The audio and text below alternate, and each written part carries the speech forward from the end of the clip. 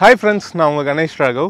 இன்னைக்கு நம்ம புதுக்கோட்டை மாவட்டத்தில் புதுக்கோட்டையிலிருந்து ஒரு 50 கிலோமீட்டர் தள்ளி இருக்க ஆவுடையார் கோயிலுக்கு போகிறோங்க. அங்கே ஆத்மநாத சுவாமி திருக்கோவில் ரொம்ப முக்கியமான ஒரு சிவன் கோயில். நிறைய தத்துவங்கள் அந்த கோயிலில் நிறைஞ்சிருக்கு. அது தவிர்த்து நிறைய கலை அம்சங்கள் அந்த கோயிலில் இருக்குது. ரொம்ப முக்கியமான ஒரு சிவன் கோயில். மாணிக்கவாசகர் கட்டிய கோயில் அந்த கோயில். அந்த கோயிலுக்கு போய்ட்டு அந்த கோயிலோடைய முழு விவரங்களும், அந்த கோயிலோடைய சிறப்பம்சம், அந்த கோயிலோடைய அழகு இந்த காணொலியில் இருக்க போது வாங்க போகலாம். புதுக்கோட்டை மாவட்டம் ஆவுடையார் கோயிலில் அமைந்திருக்கும் ஆத்மநாத சுவாமி திருக்கோயில். நான் நிறைய கோயில்களுக்கு கடந்த 5 ஆண்டுகளில் சென்று வந்திருக்கிறேங்க. அதில் இந்த ஆவுடையார் கோயிலில் இருக்க ஆத்மநாத சுவாமி கோயில் மிக முக்கியமான கோயில்னு சொல்லுவேன். ஏன் இப்படி சொல்கிறேன் அப்படின்னு கேட்டிங்கன்னா, இந்த காணொலியை முழுமையாக பார்த்தா உங்களுக்கு தெரிய வரும். அவ்வளவு சிறப்பம்சங்கள், அவ்வளவு தனித்துவங்கள் இந்த கோயிலில் அடங்கியிருக்கு. கோயில் கட்டுமான கலைக்கும் சிற்பக்கலைக்கும் இந்த கோயில் ஒரு பொக்கிஷமாக விளங்குதுங்க. இந்த ஊருக்கு ஆவுடையார் கோயில்ன்ற பேர் வர காரணம், இங்க சிவபெருமான் லிங்க ரூபமா இல்லாம வெறும் ஆவுடையா காட்சி தராரு. இன்னும் பல சிறப்பம்சங்கள், தனித்துவங்கள் இந்த கோயிலில் இருக்கு. அது அனைத்தும் இந்த காணொலியில் இருக்க போது இந்த காணொலியை முழுமையா பாருங்க. நிறைய பேருக்கு பகிர்வும் செய்யுங்க, லைக் பண்ணிக்கோங்க. லைக் பண்றது மூலயமா இந்த காணொலி நிறைய பேருக்கு போய் சேரும். இந்த காணொலியை பார்க்குற அனைவரும் ஒரு முறையாச்சு தன் வாழ்நாளில் இந்த கோயிலுக்கு போகணும்ன்றது என்னுடைய வேண்டுகோளுங்க. இந்த கோயிலுடைய வரலாறு, இது பாண்டியர்கள் ஆட்சி காலத்தில் கட்டப்பட்ட கோயிலுங்க. அதன் பிறகு விஜயநகர அரசு இந்த கோயிலுக்கு திருப்பணிகள் செஞ்சிருக்காங்க. இந்த கோயிலுடைய புராணம், இந்த கோயில் மாணிக்கவாசகர்னால கட்டப்பட்ட கோயில். அவர் எப்படி கட்டினாரு அப்படின்னு கேட்டீங்கன்னா, பாண்டிய மன்னனுடைய அமைச்சரா விளங்கிய மாணிக்கவாசகர் இந்த திருப்பெருந்துறைக்கு வந்திருக்காரு. எதற்கு வராருன்னா, பாண்டிய மன்னன் பணம் கொடுத்து அனுப்புறாரு குதிரை வாங்கறதுக்காக. குதிரை வாங்க இந்த ஊருக்கு வராரு மாணிக்கவாசகர். இங்க சிவபெருமான ஒரு குருவின் ரூபத்துல பாக்குறாரு. அந்த குருவிடம் போய் உபதேசம் பெற்று இருக்காரு. அந்த சமயத்துல அந்த குரு உபதேசத்தை முடிச்சிட்டு மறைந்து போயிருக்காரு. வந்தது சிவபெருமான் தான் அப்படின்னு மாணிக்கவாசகர் முடிவு பண்ணி இங்க சிவபெருமானுக்கு கோயில் கட்டுறாரு. எந்த பணத்துல? மன்னர் கொடுத்த பணத்துல. அப்படி கட்டப்பட்ட கோயில் தான் இந்த ஆத்மநாத சுவாமி திருக்கோயில். இதுதாங்க இந்த கோயிலுடைய வரலாறு, புராணம். இன்னும் நிறைய சிறப்பம்சங்கள் இந்த கோயில்ல இருக்கு. அது அனைத்தும் இந்த கோயில் உள்ள போக அந்த இடத்துல நிறுத்தியே நான் சொல்றேங்க. இப்போ நம்ம கோயிலுக்குள்ள போலாம் வாங்க.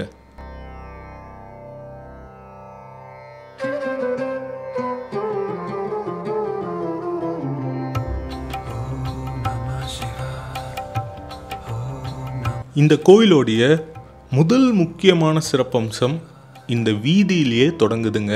இந்த தெரு வீதியிலிருந்தே நம்ம இங்க இருக்கிற சிவபெருமான தரிசனம் பண்ணலாங்க. நடுவுல கொடிமரம், நந்தி பகவான், யாரும் இந்த கோயில்ல இருக்க மாட்டாங்க. ஒரு கோயிலுடைய ராஜகோபுரத்தையும் சுவாமியையும் ஒரே இடத்துல நின்று தரிசனம் பண்ற பாக்கியம், அதுவும் எந்த ஒரு இடைஞ்சலும் இல்லாம தரிசனம் பண்ற ஒரு பாக்கியம் இந்த கோயில்ல தாங்க கிடைக்கும். முன்னாடி இருக்கிற மண்டபம், இந்த மண்டபத்திலையும் நிறைய சிறப்பம்சங்கள் இருக்கு. அதுல நீங்க பார்க்கறது இந்த குரங்கு உடும்பு சிற்பம். இது எதை குறிக்குது அப்படின்னு கேட்டிங்கன்னா, குரங்கு மாதிரி நம்மளுடைய மனித மனநிலை மாறிக்கிட்டே இருக்கோங்க. அதை கடவுள் பக்தி இந்த கோயில் தடுத்து பிடிச்சி நிறுத்துறதா இந்த ஒரு சிற்பம் நமக்கு எடுத்து சொல்லுது. இந்த மாதிரி நிறைய உடும்பு சிற்பங்களை நீங்கள் சிவன் கோயில்களில் பார்க்கலாம். அதுவும் இந்த தாழ்வாரத்தில் அது செதுக்கப்பட்டிருக்கும். அந்த தாழ்வாரத்தையே நம்ம கீழே போய் பார்த்தோம்னா, நீங்கள் இந்த அற்புதமான கலையை, சிற்பக்கலையை, கட்டுமான கலையை நம்ம பார்க்கலாம். இது பேரு கொடுங்கை அப்படின்னு சொல்லுவாங்க.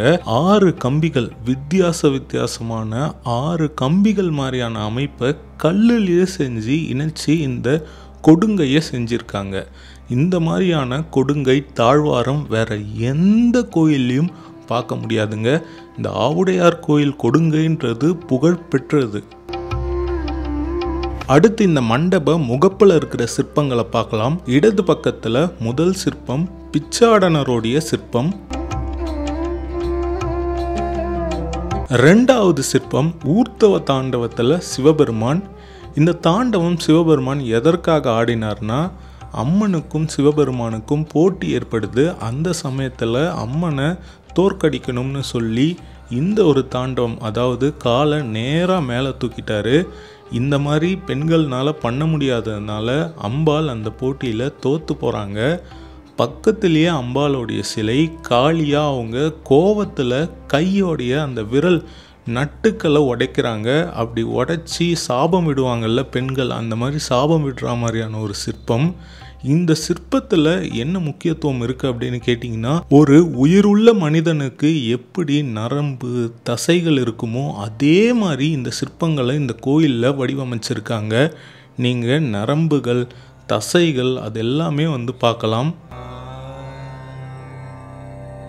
அடுத்து இரண்யகசுபுவை நரசிம்மர் வதம் பண்ணுற அந்த சிற்பம். இரண்யகசுபுவோடைய அந்த குடல் மேலே வரைக்கும் போகுது.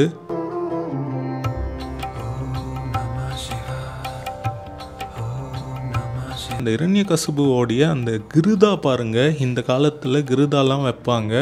அதே மாதிரி அந்த கிருதாவை அவ்வளோ அழகாக அந்த சிற்பத்தில் காமிச்சிருக்காங்க.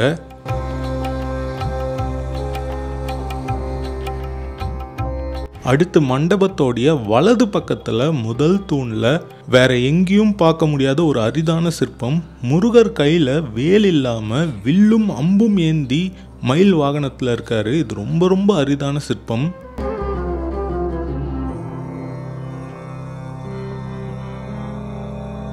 அவருக்கு பக்கத்தில் சிவபெருமான் ரிஷபாந்தகராக இருக்காரு. ரிஷபத்து மேலே சாஞ்சி ரொம்ப அழகாக இருக்காரு.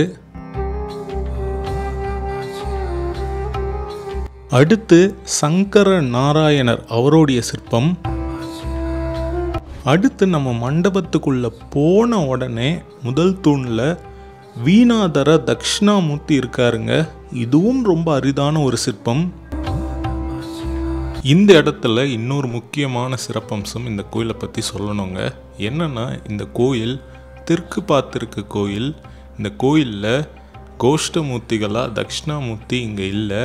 சுவாமியே ஞான குருவாக இங்கே இருக்கிறதுனால இந்த கோயிலில் தக்ஷணாமூர்த்திக்கு கோஷ்டத்தில் சன்னதி இல்லை.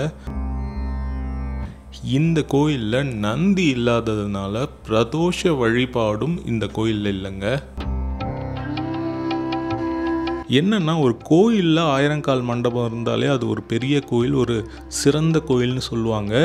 இங்கே 2 தூணில் 1000 தூண்கள் இருக்குது. ஒரு தூணில் 1000 தூண்கள் வச்சு கட்டப்பட்ட தூண். அந்த தூண் வந்து ரொம்ப சிறப்பு வாய்ந்ததாக இங்கே கருதப்படுது. இன்னொரு விஷயம் என்னென்னா, இங்கே இந்த மண்டபத்தில் இருக்கிற தூண்களில் எதுக்குமே வந்து அடித்தளம் கிடையாது. அப்படியே அந்த தூணை வச்சு செஞ்சு அப்படியே நிற்க வச்சுருக்காங்க. அந்த 2 தூண்லேயும் ஒரு வீரபத்ரர் இருக்காங்க. ஒருவர் அகோர வீரபத்ரர்.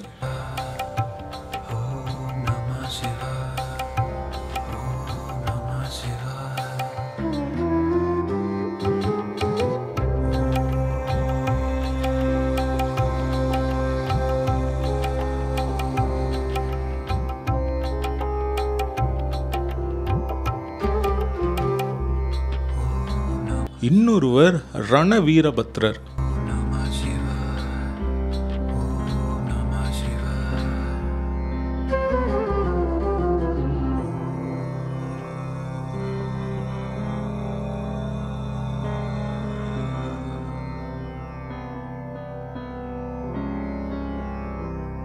இந்த வீரபத்ரருடைய கால் தசைகள் பாருங்க.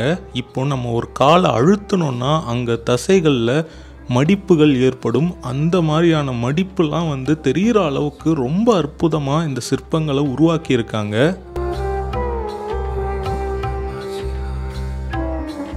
இந்த மண்டபத்தோடைய மேல் கூரையில் ரொம்ப அழகான ஓவியங்கள் நீங்கள் பார்க்கலாங்க. அதுவும் ரொம்ப பிரம்மாண்டமான ஓவியம், சிவபெருமானுடைய ஒரு ஓவியம். ராவணன் கைலாயத்தை அசைக்கிற அந்த ஓவியம்.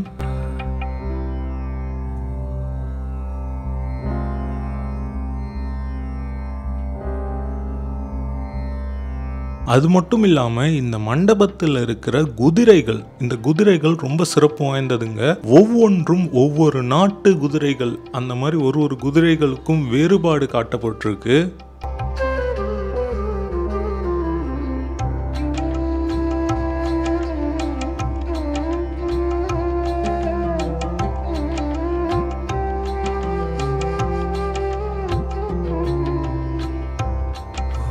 நான் முன்னாடியே சொன்ன மாதிரி இந்த கோயிலில் நந்தி பகவான் கிடையாதுங்க.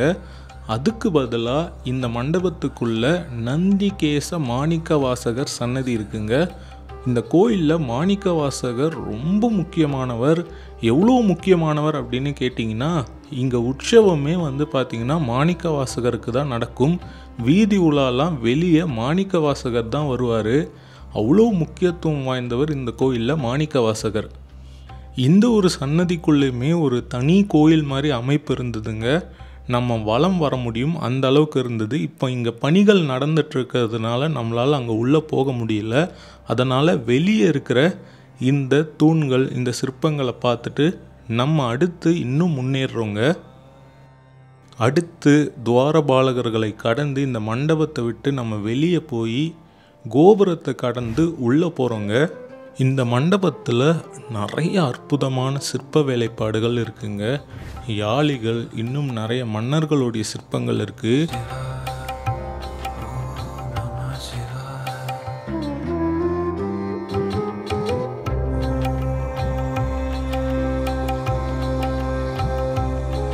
இந்த மண்டபத்தில் ஒரு முக்கியமான சிற்பம் இருக்குது. அது யாருன்னு நீங்களே ஒரு நிமிஷம் யோசிச்சு பாருங்கள். இந்த குதிரையில் இருக்கிறதும் சிவபெருமான் தாங்க. இந்த சிவபெருமான் ஏன் குதிரையில் இருக்கார் அப்படின்னு கேட்டிங்கன்னா, மாணிக்கவாசகர் குதிரை வாங்கிறதுக்காக தான் இங்கே வந்திருக்காரு. ஆனால் குதிரை வாங்காமல் கோயில் கட்டிட்டாரு. மன்னர் அதனால் மாணிக்கவாசகருக்கு சிறை தண்டனை தராரு. இதனால் சிவபெருமான் நரிகளை குதிரையாக மாற்றி இங்கே கொண்டு வராரு.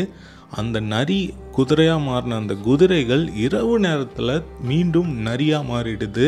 இதனால் கோபமுற்ற மன்னன் மாணிக்கவாசகரை வைகை ஆற்றில் சுடு மண்ணில் நிற்க வச்சாரு.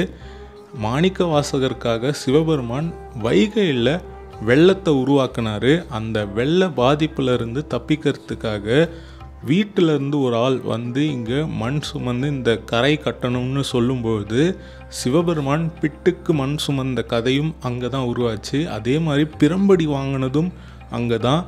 இது எல்லா திருவிளையாடல்களும் மாணிக்கவாசகருக்காக இந்த கோயிலில் தொடங்கிய திருவிளையாடல்கள். அவருக்கு பக்கத்திலேயே அரிமர்த்தன பாண்டிய மன்னர், அந்த பாண்டிய மன்னருடைய சிற்பமும் இருக்குங்க.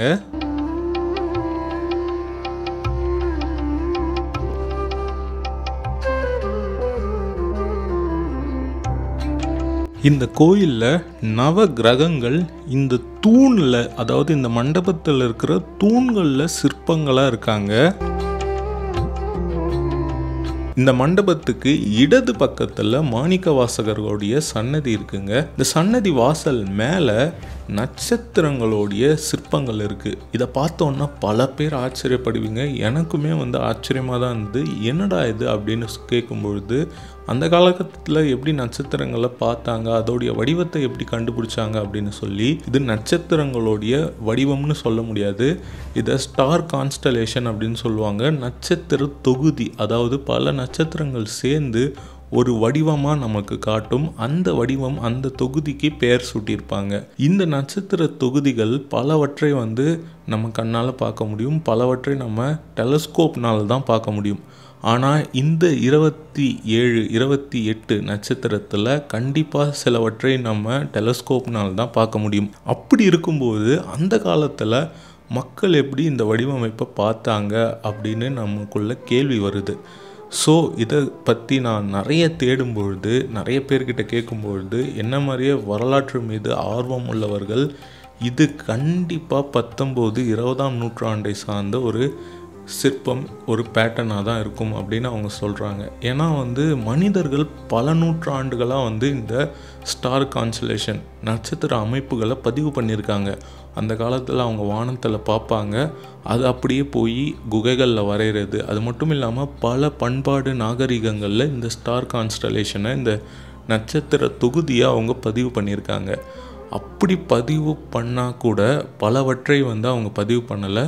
கடந்த நூற்றாண்டு, 20ஆம் நூற்றாண்டில் மொத்தம் 88 நட்சத்திர தொகுதிகளை பதிவு பண்ணியிருக்காங்க டெலஸ்கோப் வழியாக.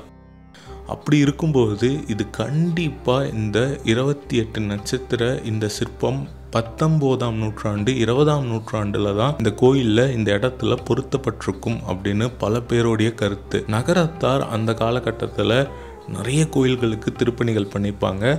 அந்த திருப்பணியில் இந்த நட்சத்திரத்தோடைய சிற்பம் சேர்ந்திருக்கும்ன்றது என்னுடைய கருத்து இல்லைங்க. என்ன மாதிரி நிறைய வரலாற்று ஆய்வாளர்கள், வரலாற்று மீது ஆர்வம் உள்ளவர்களுடைய கருத்து. ஆனால் இதை வச்சு நிறைய பேர் மிஸ்லீட் பண்ணுறாங்க. நிறைய தப்பான அவங்களுடைய கற்பனை கதைகளை அவிழ்த்து விடுறாங்க.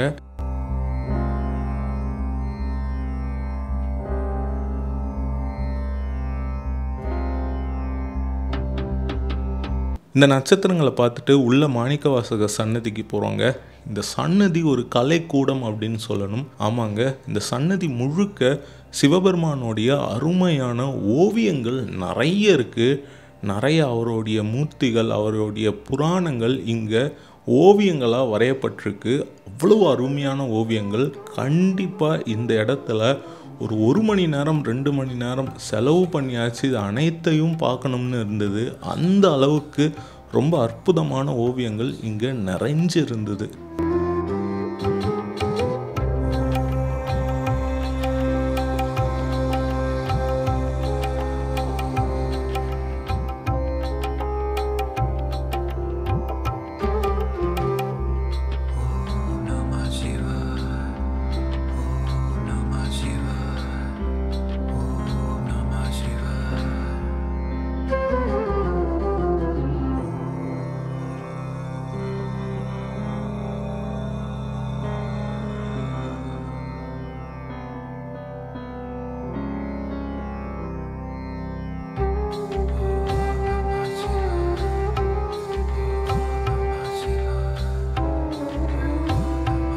மாணிக்கவாசகர் சன்னதியிலிருந்து வெளியே இடது பக்கமாக போய் இந்த கோயிலை வலம் வரலாங்க. இங்கே இந்த தாழ்வாரத்தில் ஒரு அமைப்பு, ஒரு கட்டுமானம் செய்யப்பட்டிருக்கு. அதோடைய நிழல் எந்த மாதிரி காட்சி தருதுன்னா ஒரு மாட்டு கொம்பு மாதிரி காட்சி தருதாங்க. அதை அங்கே சாக் பீஸ்னாலேயே வரைஞ்சி இருக்காங்க. அந்த தாழ்வாரத்தில் பாருங்க, மேலே கொம்புகள் மாதிரியும் கீழே பாம்பு மாதிரியும் இருக்கு. அதுவும் ரொம்ப அழகா இருக்கு. இதை நம்ம பார்த்துட்டு நம்ம வெளியே வந்தோம்னா இந்த பிரகாரத்தில் இந்த கோயிலோடைய தென்மேற்கு மூலையில் வெயில் உகந்த விநாயகர் சன்னதி இருக்குங்க.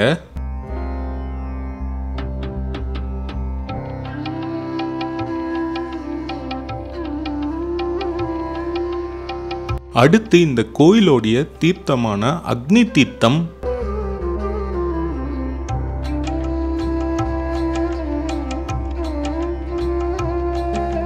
அக்னி தீர்த்தத்தை பார்த்துட்டு நம்ம மேலும் வலம் வர போனோம்னா இங்கே ஒரு அற்புதமான மண்டபம். இந்த மண்டபத்தில் பல அற்புதமான சிற்பங்கள், வேலைப்பாடுகள் இருக்குங்க. முதல்ல இங்கே மண்டப முகப்பில் பார்த்தீங்கன்னாலே சுதை சிற்பமாக மாணிக்கவாசகர் எப்படி சிவபெருமானிடம் உபதேசம் பெற்றார் அப்படின்னு காட்டப்பட்டிருக்கு. முதல்ல தலையில் தொட்டு உபதேசம் பண்ணியிருக்காரு. அதுக்கப்புறமா வாயால் மந்திரங்களை கூறி உபதேசம் பண்ணியிருக்காரு. அதுக்கப்புறமா காலால் தலையை தொட்டு உபதேசம் பண்ணியிருக்காருங்க. அடுத்து நம்ம மண்டபத்துக்குள்ள போனோம்னா நுழைவாயிலில் இருக்கிற 2 பிரம்மாண்ட தூண்ல குதிரை மேல வீரர்கள் ரொம்ப அற்புதமா செதுக்கப்பட்டிருக்காங்க. அந்த குதிரையும் சரி, அந்த வீரர்களும் சரி, ரொம்ப ரொம்ப நேர்த்தியா அந்த காலத்துல செதுக்கி கட்டமைச்சிருக்காங்க. அந்த குதிரையோடைய அணிகலன்கள், அந்த வீரர்களுடைய அணிகலன்கள், ஆயுதங்கள்னு ரொம்ப அழகா சிற்பிகள் செதுக்கியிருக்காங்க.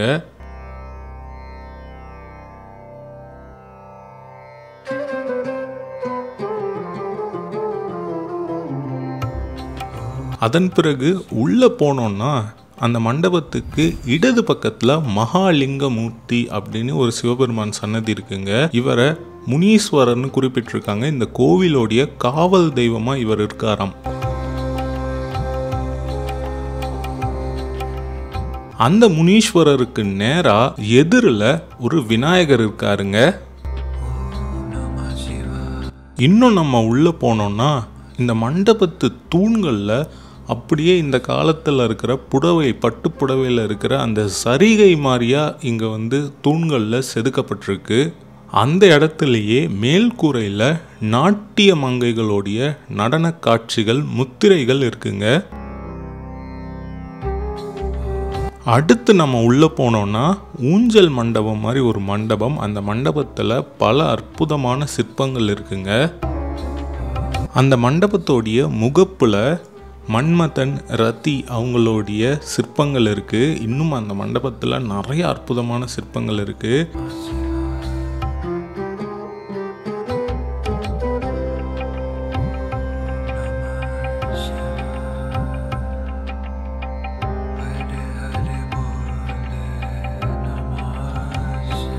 அந்த மண்டபத்தோடைய மேல் கூரையில் கல் சங்கிலிகள் மாட்டப்பட்டிருக்குங்க. அது மட்டும் இல்லாமல் அங்கே 12 ராசிகளும் சிற்பங்களாக இருக்குது.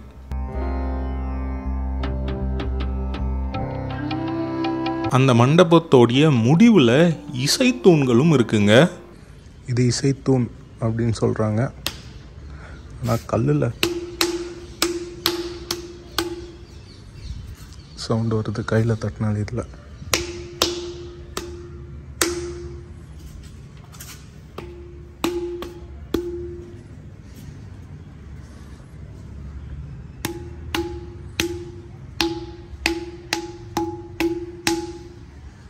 இசைத்தூண்கள்.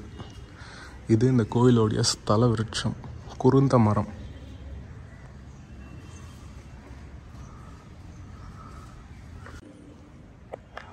ஆறு வகையான கம்பிகள் மாதிரியான கற்கல்லே கம்பி மாதிரி பண்ணி இணைச்சி கட்டியிருக்காங்க. அந்த ஹோல்ஸ் வந்து பார்த்திங்கன்னா பிரிட்டிஷ் பீரியடில் அவங்க சுட்டது. அந்த திக்னஸ் எவ்வளோ இருக்குது இந்த கூரைன்றது அந்த சுட்டதை வச்சு நம்மளுக்கு தெரிய வருது. ரொம்ப மெல்லிசான இதுல ரொம்ப அழகாக கட்டி பண்ணியிருக்காங்க. இந்த மூலையில் இந்த கோயிலோடைய ஸ்தல விருட்சமான குருந்த மரம் இருக்குங்க. அந்த மரத்துக்கு பக்கத்திலேயே மாணிக்க வாசகருக்கு சிவபெருமான் உபதேசம் செய்கிற மாதிரியான அந்த சன்னதியும் இருக்குங்க.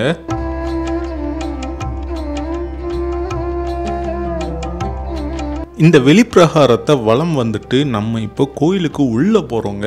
முதல்ல பார்த்த மண்டபத்தை கடந்து இன்னும் நம்ம உள்ளே போனோம்னா அடுத்த மண்டபத்தில் 4 அற்புதமான சிற்பங்கள் நம்மளை வரவேற்கும். அது என்ன அப்படின்னு கேட்டிங்கன்னா, சிவபெருமான் அர்ஜுனனுக்கு பாசுபத அஸ்திரம் தரும்பொழுது வந்த அந்த வேடத்தில் இருக்கிற சிற்பம்ங்க. கூட அம்பாளும் இருப்பாங்க. வலது பக்கத்தில் புலையன் புலத்தியா வேடமிட்ட சிவபெருமானும் அம்பாளும் இருப்பாங்க. ரொம்ப அழகான நேர்த்தியான சிற்பங்களாக இருக்கும். கம்பிகள் போட்டு இப்போ பாதுகாக்கப்பட்டிருக்குங்க.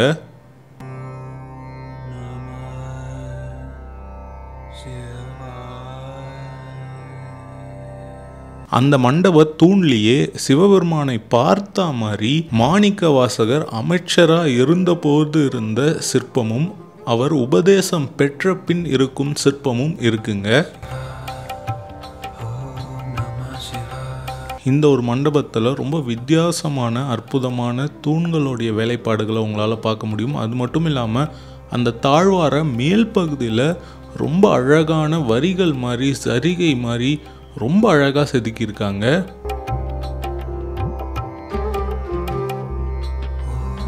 இந்த ஒரு பிரகாரத்திலேயே இங்கே விநாயகரும் அன்னபூர்ணியும் ஒன்றா இருக்காங்க. அடுத்த பிரகாரத்துக்கு நம்ம போகிறதுக்கு முன்னாடி இங்கே விளக்கு தூண் மாதிரி ஒரு தூண்ங்க ரொம்ப அழகாக இருந்தது.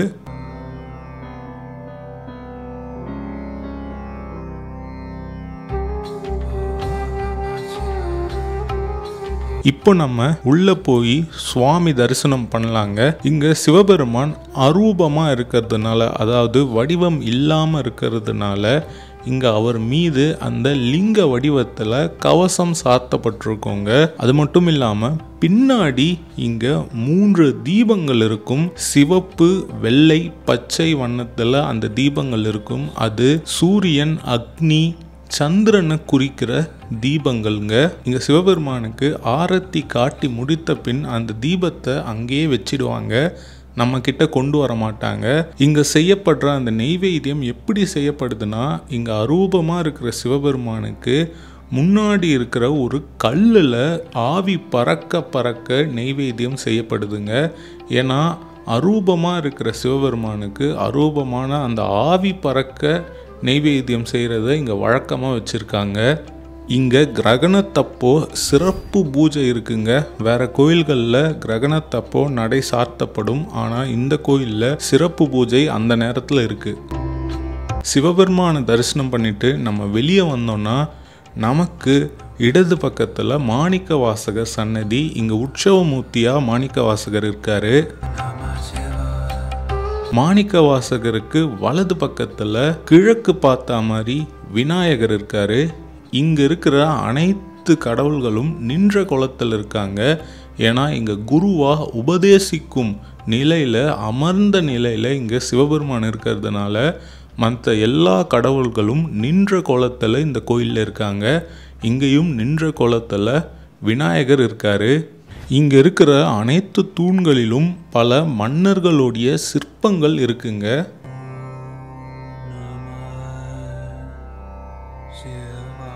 அடுத்து அகோர வீரபத்ரர் சன்னதி. இங்கே ஒரு தூணில் காளியம்மன் இருக்காங்க. இந்த கோயிலில் இருக்கிற அம்பாளுடைய பெயர் யோகாம்பாள். இந்த யோகாம்பாலும் அரூபமாக தாங்க இருக்காங்க. அவங்க பாதம் மட்டும்தான் நமக்கு தெரியும். அதுவும் அந்த ஜன்னலில் இருக்கிற துவாரங்கள் வழியாக தான் நம்ம தரிசனம் பண்ண முடியும். சுவாமி சன்னதிக்கு நேராக பின்புறத்தில் குருந்த மர நிழலில் மாணிக்க வாசகருக்கு சிவபெருமான் உபதேசிக்கும் அந்த காட்சி.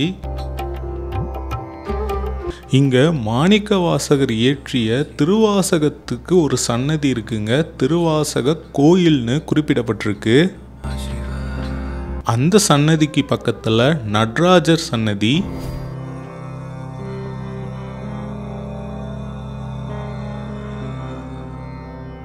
இங்க இருக்கிற தூண்களில் ஏகபாத மூர்த்தியா சிவபெருமான் இருக்காரு, சரபேஸ்வரரா இருக்காரு.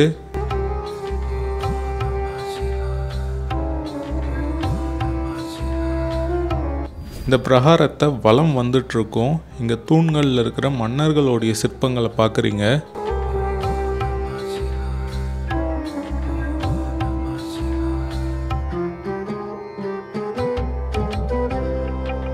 முருகப்பெருமானுடைய சன்னதி இதுதாங்க. இந்த கோயில் முழுக்க நம்ம வலம் வந்துட்டோம், சுற்றி வந்துட்டோம். இந்த கோயிலில் இல்லாத சிறப்பம்சங்கள் இல்லைன்னு சொல்லணும். அவ்வளவு சிறப்பம்சங்கள் இருக்குது. இன்னும் நான் சொல்லாத நிறைய விஷயங்கள் இந்த கோயிலில் இருக்குது.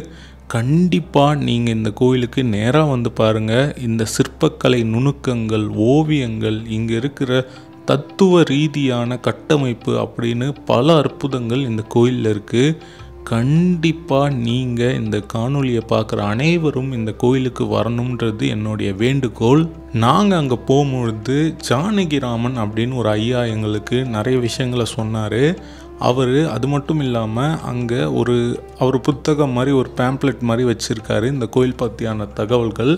அவர் எங்ககிட்ட கேட்டுக்கிட்டது என்னென்னா, உங்களால் முடிஞ்சால் நீங்களும் இந்த பேம்ப்ளெட்டை ரெடி பண்ணி எனக்கு தாங்க, நான் இங்கே வரவங்களுக்கு தரேன். அது மூலயமா இந்த கோயிலில் இருக்கிற சிறப்பம்சங்களை அவங்க பார்த்துட்டு போவாங்க அப்படின்னு சொன்னார். அதை நாங்கள் செய்ய போகிறோங்க.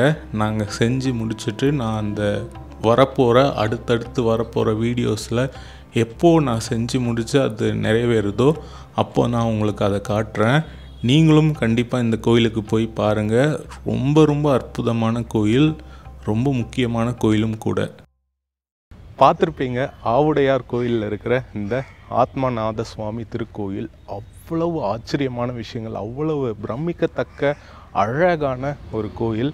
நிறைய விஷயங்களை உணர்த்துகிற ஒரு கலை பொக்கிஷம் இந்த கோயில் அப்படின்னு சொல்லணும்.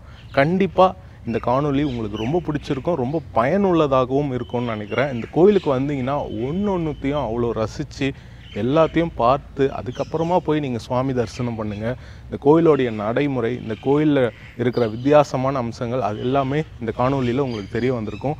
இதே மாதிரி இன்னொரு காணொலியில் நான் உங்களை சந்திக்கிறேன். இப்போது உங்ககிட்டேருந்து விடை பெற்றுக்கொள்கிறேன். Bye from Ganesh Raghav friends. Bye.